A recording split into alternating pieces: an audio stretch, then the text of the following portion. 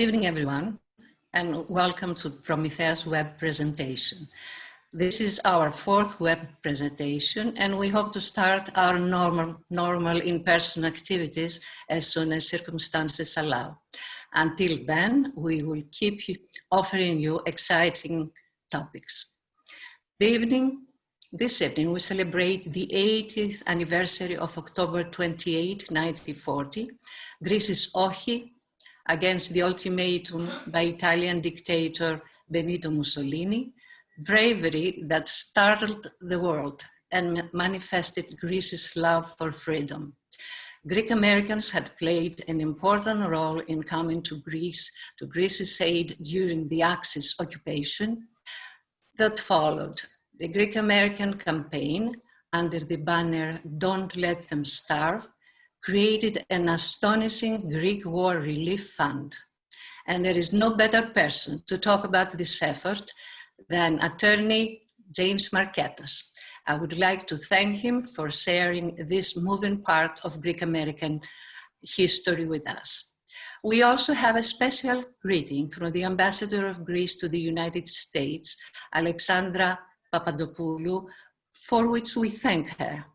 Ambassador Papadopoulou is the first woman ambassador of Greece to the United States.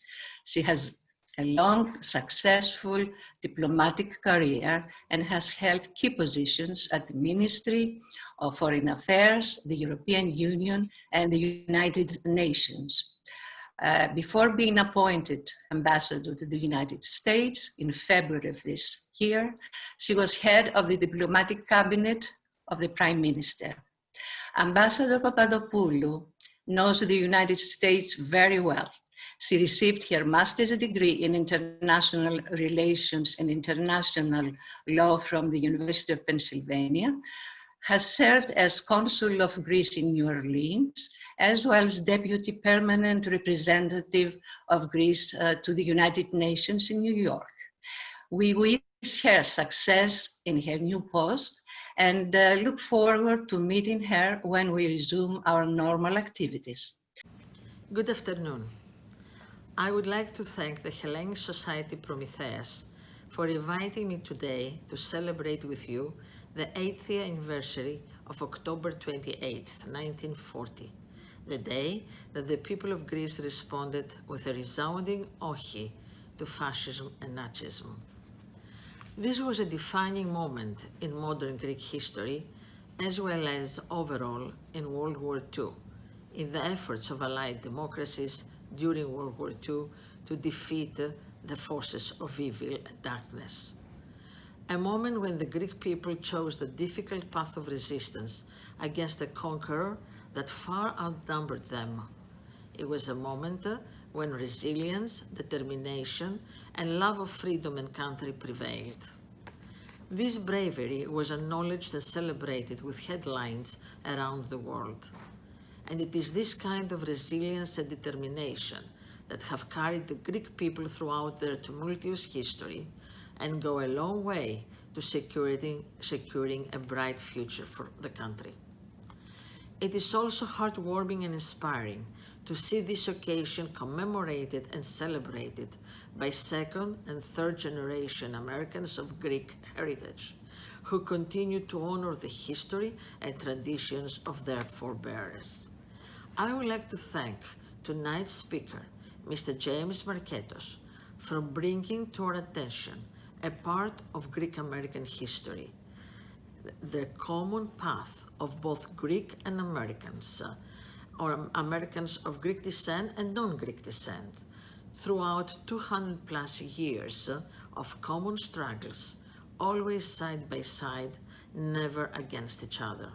Because this is a point that we have to underline, that Americans and Greeks, Greeks and Americans, always fought side by side. They were always together, sharing the same ideals, and in this common journey, the Greek-American community played a crucial and a valid and unique role. Congratulations to Prometheus for organizing this event. It is an honor for me to share this experience with you, and I look forward to meeting all of you when this pandemic fades away and we can resume our normal activities. Thank you, congratulations to the organizers, and χρόνια πολλά, όχι. Good evening from me too. We want to thank again the ambassador, our new ambassador, for her very warm greeting. And we at Prometheus are looking forward to working with her and our colleagues at the embassy for promoting Greek culture in the United States and abroad. Tonight, I'm very proud to introduce to you Mr. James Marketos, who will be presenting us the story of the Greek War Relief Fund and America's response to famine in Greece during the Second World War. Mr. Marketos is a member and a very good friend of Prometheus, and we're very happy to have him with us tonight. Mr. Marketos is an attorney, a partner in Washington, D.C.'s law firm Berliner Corcoran and Rowe, and he's a member of the New York and D.C. bars. He specializes in corporate litigation, where he represents clients in federal and state courts in both trials and appeals. He received his bachelor's degree from Princeton University and his Juris Doctor degree from the University of New York University, where he was also the co-editor in chief of the Annual Survey of American Law. And he also received from the law school the Vanderbilt Medal. Mr. Marketos is a very active member of the Greek community in the United States, and among his activities was the chairmanship of the DC-based American Hellenic Institute from 1997 to 2008. Again, we're very happy to have him with us tonight, and without any further ado, we welcome him to give us this presentation. Thank you, Alex, and thank you, Magdalene. And I also thank the ambassador for her kind words and greetings to all. And I'm very grateful to Prometheus for allowing me to join you and help you commemorate this very important day. For today's purposes, I'm going to assume this audience is pretty familiar with the heroic deeds that, fittingly, we take the time to remember each year around this time. How 80 years ago, in the opening phases of World War II, tiny Greece answered Italy's demand for capitulation with a resounding no. How Italy completely misjudged the Greek spirit, failing to grasp that Greeks were willing to die for the sake of dignity and freedom. And how, over the ensuing 6 months till April 1941, Greece's vastly outgunned and largely unmechanized army, especially the proud Foustanelat Evzones, screaming their war cry, Aera, Aera, as they swarmed out of the mountains to meet the Italian invaders, successfully repelled Mussolini's vaunted 8 million bayonets and electrified the free world, proving that fascism, till then seemingly invincible, could in fact be defeated. Mussolini's attempt at blitzkrieg was a total bust, and the press made appropriate fun of it. Having failed to occupy Greece, Mussolini had no choice but to ask Hitler for help. The Nazi attack came from Bulgaria on April 6, 1941, Palm Sunday. Now fighting the Axis on two fronts, the Greeks still were not cowed. Still, they were ready to pay for liberty with their lives, even in the face of certain defeat. With British help, the Greeks resisted bravely, but they could not stop Hitler's panzer divisions. The swastika was hoisted on the Acropolis on April 27. With British and Anzac aid, Crete held out until the end of May against the largest airborne assault in history. An interesting footnote here is that the then Metropolitan of Athens, Chrysanthos, refused to administer the oath of office to the Axis-appointed government of Greece, saying it was not a government by the will of the people. The Germans next tried Damaskinos, the Metropolitan of Corinth. He also refused to perform the ceremony and publicly denounced the puppet Prime Minister General Tolakoglu as a traitor. The Germans eventually had to ransack the Greek clergy to find a rural priest who was willing to perform the ceremony.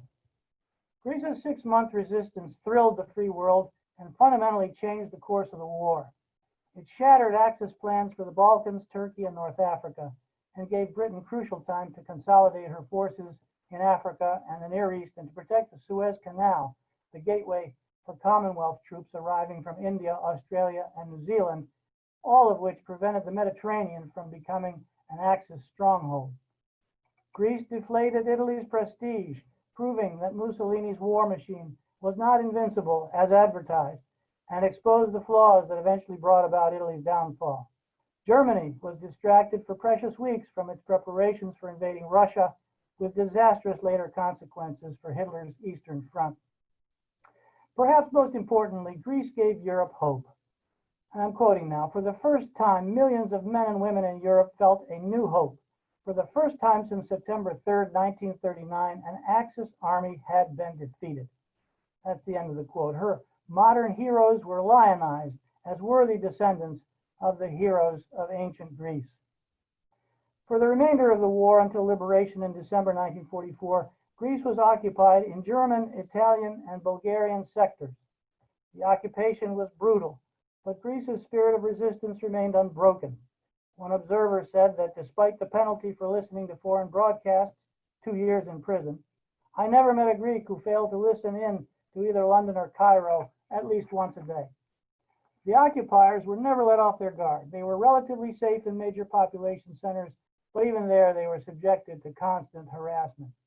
In the mountains, Greece remained free. Immediately upon arrival, the occupying forces took food and whatever else they liked, including all means of transport. Here's how one witness said they dealt with private cars. Quote, "There was no question of holding out on automobiles. Some persons received payment in occupation marks, but the usual technique was merely to seize a car and give a receipt on the Bank of Greece. When individuals presented such receipts for payment, the bank disclaimed all responsibility." End quote. On occupying Greek Macedonia and Thrace, the Germans ordered the population to deliver, within 24 hours, 7 days' production of silk, all sorts of hides, tobacco from the 1940 and previous crops, timber, charcoal, pneumatic tires, and the entire stocks of the Thasos oil refineries. As the German Panzer Division swooped southward, like locusts, they plundered and pillaged everything in their path. Cattle, crops of every nature, clothing and movables were taken from towns and villages. Shops were stripped and all stocks were commandeered. Soldiers drove up in trucks and piled the entire contents of houses on board to be sent direct to Germany. Window frames, bathroom fittings, even doorknobs. In the streets, German soldiers seized any article that took their fancy: rings, watches, and clothes. When a Greek woman protested to the German officer in charge of her district that her home had been stripped bare, he replied, "You must realize that this is a conquered country and everything in it belongs to the German army." Another German officer who was requisitioning the produce of a kitchen garden told the owner, when he protested against the order, "The poor will die and the rich will become poor." All the main commercial enterprises, industries, mines, shipping, railroads, utility companies, and banks were forced to sell 51% of their shares to the Reich. Inside occupied territory, Deutsche Bank ran the National Bank of Greece, Dresdner Bank ran the Bank of Athens. When the Athens gas works were shut off in early September 1941 for lack of coal, people were forced to cook with braziers. There was no electricity or firewood. What did they use for fuel? Roots and pine cones, which were gathered in the mountains by unemployed workers and demobilized soldiers who brought them to the city and sold them by the handful at prices high enough to pay for their own food. In the poorer districts, all the families in a tenement would pool the cost of the pine cones and cook communal stews over a common brazier. By the autumn and winter of 1941, Greece was starving. The editor of the Turkish newspaper Vatan, who was visiting Athens in November 1941, was horrified to meet men like skeletons coming toward him in the streets. The death toll from starvation and typhoid, typhus, cholera, pneumonia, and dysentery had risen to more than 1,500 persons daily in Athens and Piraeus alone. By the spring of 42, the death rate from starvation in Athens and Piraeus exceeded 2,000 a day. Of every 10 children born, only one lived more than 4 weeks. In the spring and summer of 42, official estimates were that without relief, 1 million Greeks would die the following winter. According to the 1940 census, that was about 1/7 of Greece's population.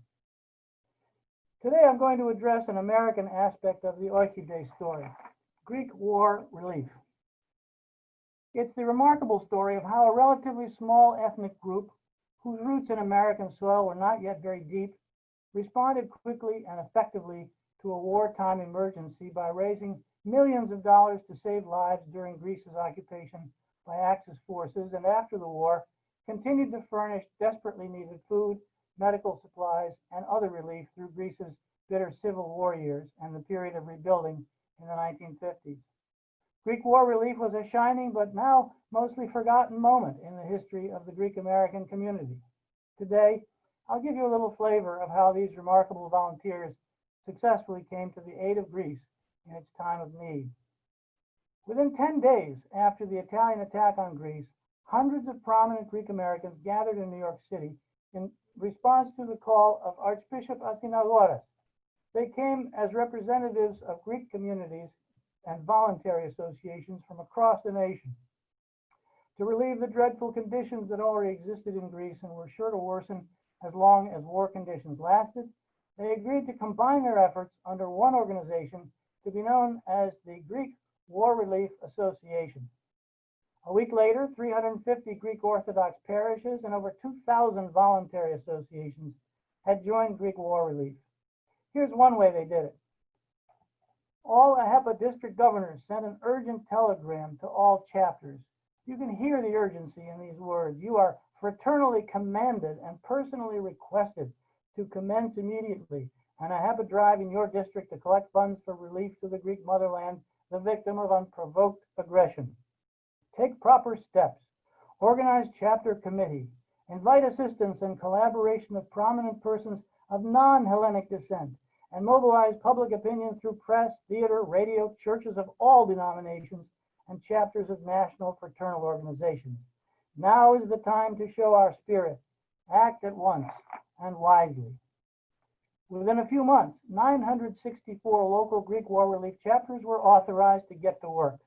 Here's an example of a certificate dated January 23, 1941, authorizing a local Greek War Relief chapter to start soliciting funds. You'll notice that Greek War Relief was already licensed by the U.S. Department of State as a fundraising organization. Here's a postcard inviting ordinary citizens to attend a statewide meeting of all New York State Greek War Relief committees in Utica, New York in January 1941. Notice that the meeting was addressed by Archbishop Athinagoras as well as Spiros Skouras, Greek War Relief's national president. You'll hear more about Skouras in a little bit. Here's another urgent telegram that went around in April 1941. The desperate situation in Greece aroused the sympathies of ordinary Americans. At first, local committees raised funds by direct solicitation through radio and newspaper appeals. Then, in 1941 and 1942, the local committees raised funds by including Greek War Relief in local community chests and the United War Chest. The Community Chest National Budget Committee identified Greek War Relief as the most insistent and urgent appeal presented by any relief group. Through this arrangement, the community chests allocated an annual sum to Greek War Relief. Where this arrangement was in place, local solicitation was prohibited. By August 42, Greek War Relief and the community chests were cooperating very effectively. Contributions poured in. Here's one from the famous columnist Walter Winchell in June 1942, $5,000. Can you imagine? And here's a more modest contribution from the Utica Coat and Apron Supply in upstate New York. By February 43, Greek War Relief efforts were beginning to turn the tide. The Greek starvation rate had been reduced by 2/3, and relief foods were being distributed in all provinces and in the Greek islands. By May 43, Greek War Relief was hailing its 5 millionth bushel of wheat shipped to Greece. In April 43, Greek War Relief joined 19 other privately organized war relief agencies in the National War Fund. This fund, formed at President Roosevelt's direction, took over responsibility for the budgets of Greek War Relief and the other member agencies. From the fall of 43 through 1946, the National War Fund raised money through coordinated local war chest campaigns around the country. Local committees were responsible for getting Greek War Relief admitted to local war chests and seeing that it received a fair quota, and they were urged to work for the success of the local war chest drives. Every effort was made to ensure that the lion's share of contributions were dedicated to securing relief supplies for Greece. Official correspondence, for example, was typed on the blank reverse side of out-of-date stationery. Through mid-43, Greek War Relief's administrative costs were less than 6% of gifts. Greek War Relief shipping arrangements were rather unusual. Prior to the Axis occupation in April 41, a central committee in Greece, led in part by U.S. Ambassador Lincoln McVeigh, distributed $3.8 million worth of food, heating fuel, clothing, and medical attention directly to civilians. When the occupation began, Britain responded by sealing off all shipping into Greece. But Britain's good intention of blockading Axis channels of supply and movement had an awful consequence. It created mass starvation in Greece, which was intensified by a weak 1941 grain harvest and the Axis expropriation of food stocks. Greek War Relief found a solution. In August 1941, Spiros Skouras, Greek War Relief's energetic national president and soon to be president of 20th Century Fox, made a proposal to the State Department, a trial shipment of wheat to Greece on a neutral vessel chartered by Greek War Relief. If the trial worked, Greek War Relief would follow it with others. To accommodate British and other requirements, the plan was modified so that wheat was sourced in neutral Turkey and distributed under the supervision of the International Red Cross. On October 29, 1941, the first shipment, 3 million pounds of food, arrived in Piraeus aboard the Turkish ship Kurtuluş. An occupation authority press release acknowledged that the generosity of American relief organizations had made it possible to distribute large food supplies in Greece. But Greek War Relief itself was not mentioned, leaving the Greek public unaware that Greek War Relief had successfully delivered life-saving food supplies to Greece without Axis interference. The Kurtuluş arrived again on November 10 with another 3 million pounds of food and medical supplies, starting a pattern that continued through the early winter of 1941.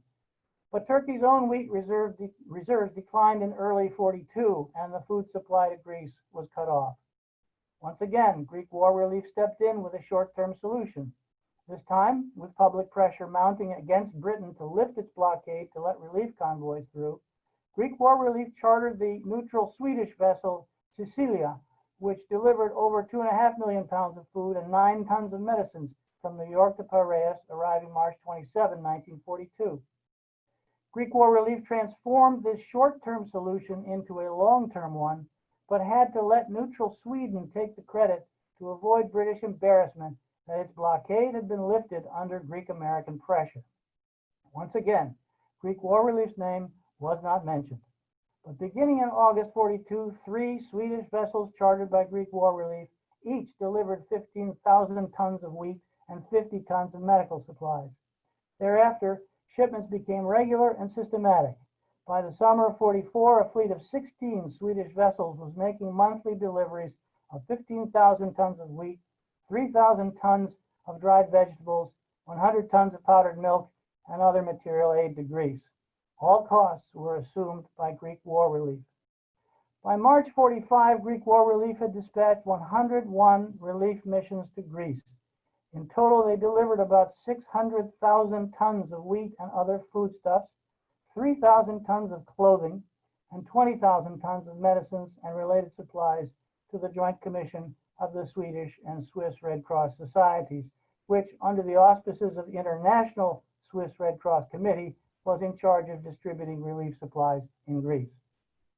Not until after liberation in December 44 did the Greek people learn of Greek War Relief's role in diverting this relief. Archbishop Damaskinos, who was briefly head of the Greek government, estimated that this relief saved fully 1/3 of the Greek population from death. Apart from soliciting cash contributions for food, Greek War Relief also undertook clothing drives. The goal of one such drive was to send 20 million garments to Greece. Local committees received ready-made press kits to get the word out to newspapers and radio stations.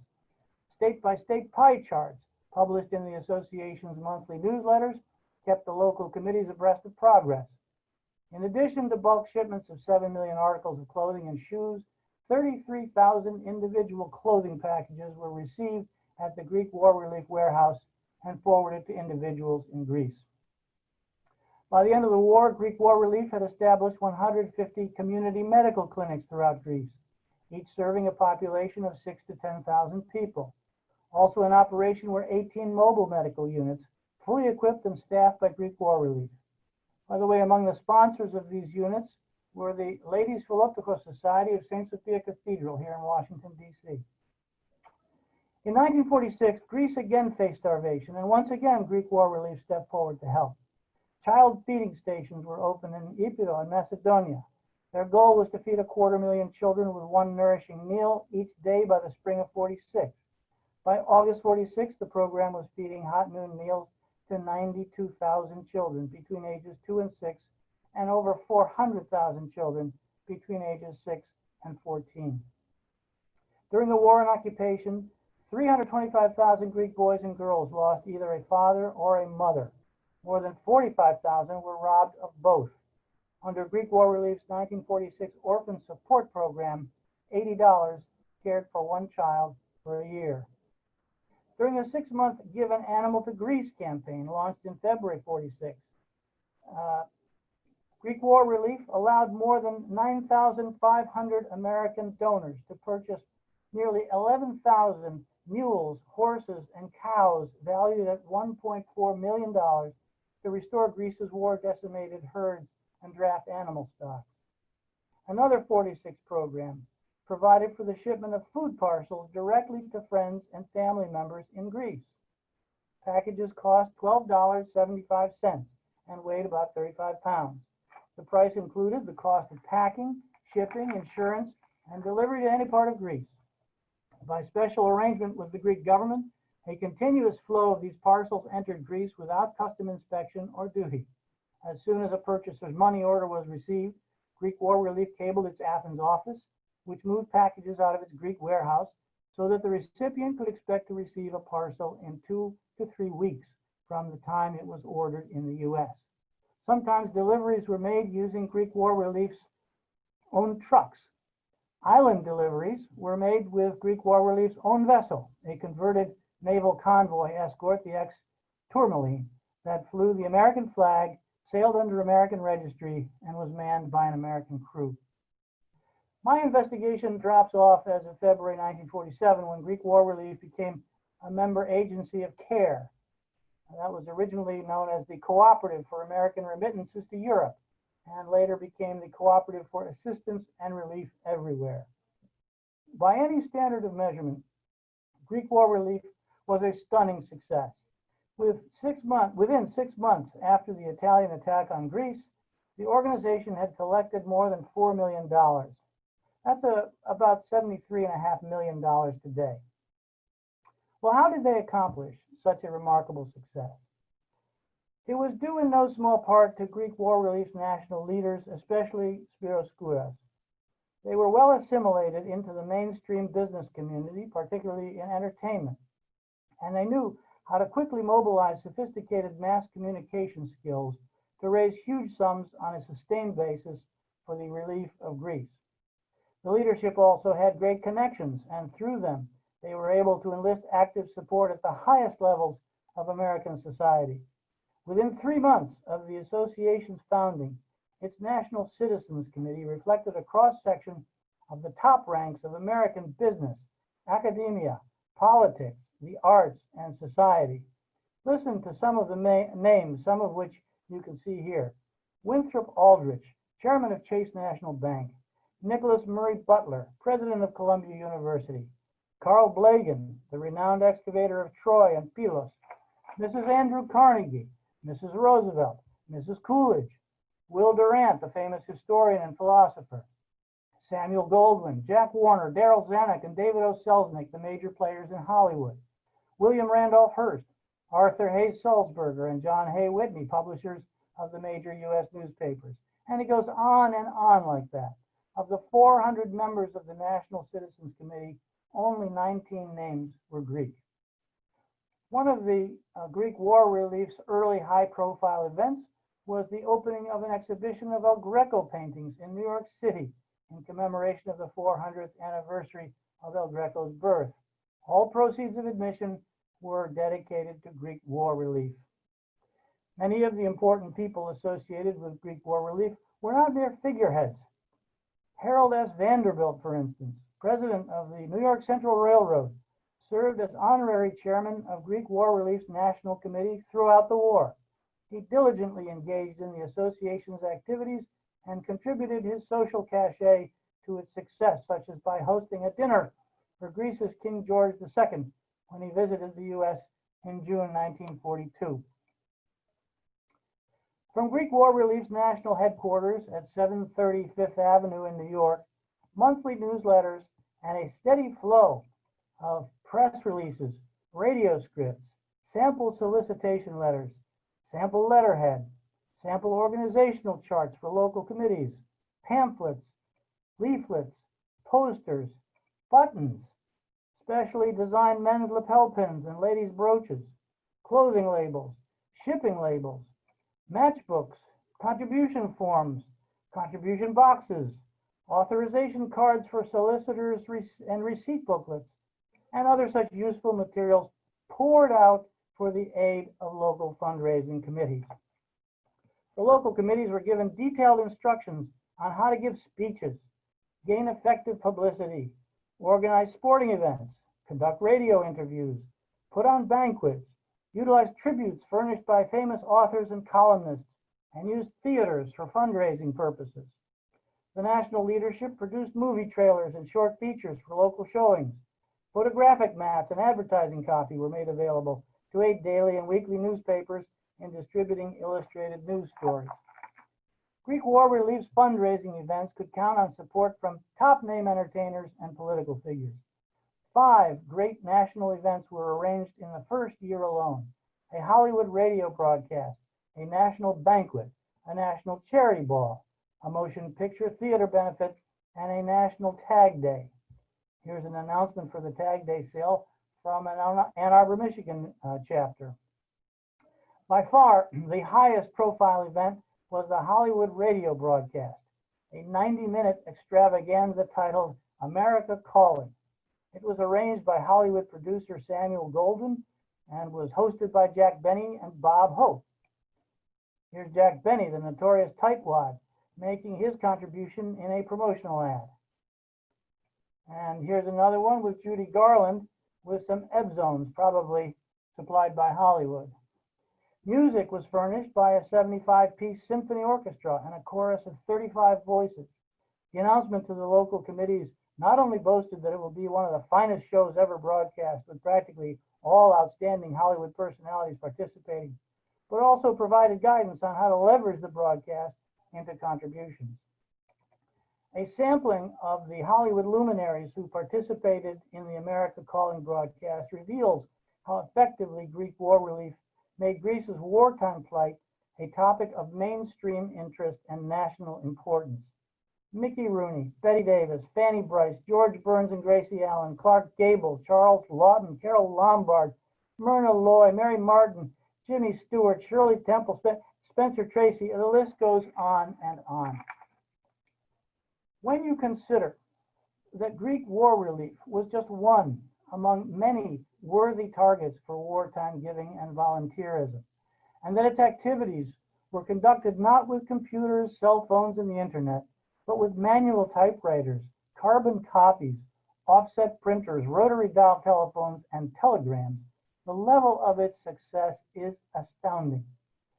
Thanks to the skill of its national leaders and the hard work of the local committees, Greek war relief achieved results wildly out of proportion to the size of the ethnic community whose personal interests were at stake.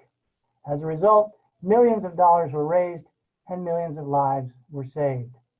Looking back from November 1946, Greek war relief could proudly tally more than $21 million of aid to Greece. And these figures do not include the value of the animal program, another $5 million, clothing packages, another $3 million, donated food packages, $1.2 million, or management and operation of the Swedish ships, which brings the overall total to more than $30 million. In 2020 dollars, that's the equivalent of over $400 million. Greek war relief succeeded so well because it was able to make Greece's plight a subject of national interest and importance. Its inspiration and its challenge was Greece's heroic example of sacrifice for the sake of freedom. Here's how Greek War Relief's National Secretary summed it up in a late 1943 speech. I'm quoting now. The Greek War Relief Association's fight to save the Greek people from total extinction is one of the greatest stories of the war. It seemed hopeless to lift the blockade, more so to secure the necessary guarantees from the enemy, than to raise the millions of dollars necessary to finance this errand of mercy. At every step, the impossible had to be accomplished. Even after the food reached Greece, the obstacle of transportation within the country had to be surmounted. The wholehearted support of our president and of the State Department was generously given in this crusade to save a people from death by starvation. Only one force could have impelled this virtual miracle, and that force was the challenge of the sacrifice made by the Greek people. Their unhesitating and unfaltering determination to continue their centuries-long fight for freedom, their proud choice of death in preference to slavery, and finally, their refusal to accept the ignominious role of a conquered nation. Inspired by such noble deeds, Greek war relief truly accomplished a miracle we should never forget. Thank you very much. Thank you, Mr. Marquetos. This was a truly amazing and inspirational story. I think it definitely proves that Greeks around the world never forget the motherland. But what was also very impressive was the participation and even leadership of prominent Americans in this process. I find it very, very interesting. A few questions that we have, and I would start with this one. You mentioned that in the early stages of the occupation, the German occupiers, the Nazi occupiers, were seizing all supplies and whatever they could from the Greek population, right? And then later on, it was this process under the Red Cross for distributing this assistance across the country. How come did they not seize that or try to put their hands on these supplies? The Germans, you mean? Yes. Well, that was a deal. They made a deal. They allowed these supplies to go in, and it was understood among the nations that were part of this essentially secret deal that they would keep their hands off. That's very interesting. Very, very good. Were there similar initiatives for other countries that were suffering from occupation at the time? Or was this program somewhat unique about Greece? I don't know the answer, Alex. I imagine there were, but I would sincerely doubt that any was as successful as this one. For sure, for sure. And now, there was also, I mean, Greece had a long-standing relationship for many, many years with Britain, for example, at the time. Do you know if they were participating somehow or they were contributing in some way, or was it primarily an American response? I'm not aware of any British contribution. I won't rule it out. I'm just not aware of it. Right. My focus obviously has been on the American side of things, and that's what I'm more familiar with. As you no doubt know, Britain was cooperating with the U.S. and with Greece in political and military activities, but I can't say about the humanitarian side. Right. Now, and as things progressed and transitioned over time, I mean, initially we had the Greek response, but then also the government and international approach to this.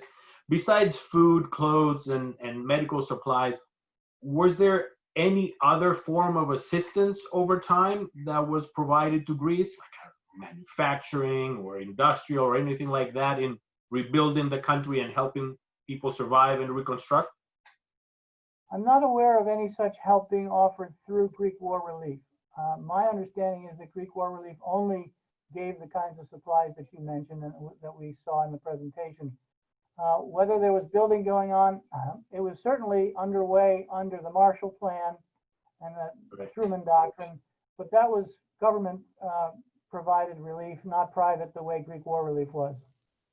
How difficult was for the Red Cross to distribute all these assistance across the country? Or do you think there were places that benefited more from this than others, more remote or harder to access? That's a good question. I know from family papers of our own that Red Cross packages did get through, and to the Ionian Islands of all places. So they were very diligent. Messages got through, packages got through. They did amazing work to get this stuff delivered. And you saw the vehicles that the Greek War Relief itself could bring to bear to bring things around to the country. But despite conditions, the Red Cross societies did an amazing job. Great. Why do you think that, and there's another question from our audience, why do you think all these prominent figures in the American scene, Americans, responded like that and participated so enthusiastically? This is an important, really important point. What Greece did in October 1940 thrilled the free world, and we don't remember that adequately. We don't learn about that in our high schools. It's not part of our ordinary history of World War II. But what Greece did was the first time that a free country had stood up to an Axis power and defeated it on land.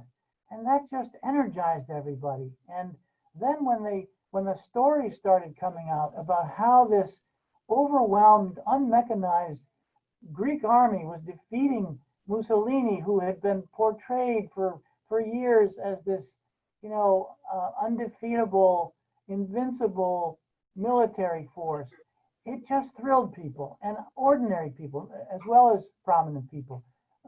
I've got in my papers a letter from a school teacher, a Sunday school teacher in upstate New York, and she gathered $1 or $2 from her second and third grade Sunday school students. And she writes this unbelievably heartfelt note to Greek War Relief saying, these monies were gathered by our students because they know your boys are in need. $2.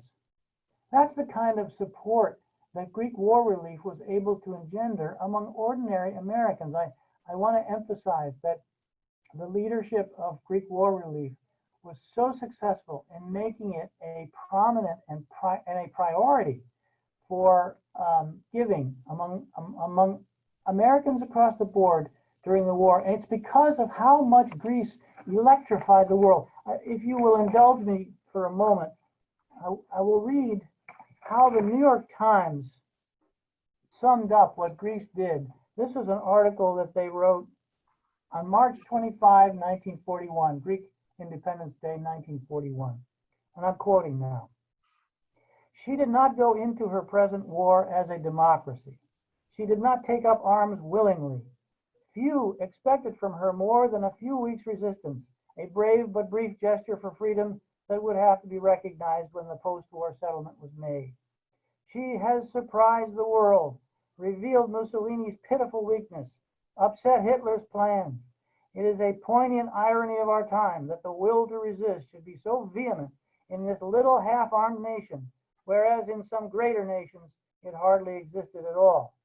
Greece has struck her modern blow for freedom, not in blind fury, but with impassioned skill. She has done the unpredictable, achieved the impossible. She has lighted a flame as bright as that which burned at Dunkirk and over London, as bright as any that lit freedom's skies over Thermopylae, Salamis, and Marathon. She may go down underneath overwhelming force, but it is as certain as tomorrow's dawn that she cannot be permanently enslaved. I mean, the New York Times, that recognizes what Greece accomplished for the free world. It's an amazing story and needs to be much better known. Truly amazing, truly amazing. One other thing, you mentioned that in the early stages, I think there was the transfer of goods was from Turkey. Is that right? For a time, early on, they were sourcing wheat from Turkey on Turkish ships. Don't forget, Turkey was an ostensibly neutral country. That is that is true. I guess the intriguing part of the deal is that, I mean, the events of 1922 were still fresh in people's memories. So I guess the question is, how exactly did they feel about doing that for Greece, essentially? I don't know. All I suspect is that they were happy to be paid for their week. That always makes sense. Always makes sense. And I guess I have one last question from what I see. This is something that happened during some truly testing times for Greece and the world, of course. How about the modern era these days? We had the financial crisis, now we have a pandemic. Do you see a similar response, or at least sentiment, among the Greek community about Greece these days, or any initiatives to help Greece to the extent necessary or possible? Honestly, Alex, I don't think I see anything similar, at least in magnitude or breadth of enthusiasm. There are certainly things are changing, and attitudes about Greece, about Greece's neighbors, are undergoing a radical change, as we know. And as far as the pandemic is concerned, however, everyone is suffering, and I don't see how one nation would set aside its own difficulties and burdens to help another, particularly Greece. So I'm not particularly optimistic that we're going to see another Greek war relief this time around. It would be nice if it could happen, but I think those conditions and circumstances during World War II were unique. I see. Makes sense. Mr. Marketos, thank you so much. This was a privilege, and thank you very much for this inspiring presentation. I will just say once again that it was a privilege to have you with us tonight. It's a special day for all of us, and this presentation was a fitting presentation for the day. So for that, thank you very, very much. We also want to thank our audience tonight. It seems like we had a great participation. Everybody was interested in listening to your presentation. Thank you all for being with us tonight, and we'll be again with you shortly.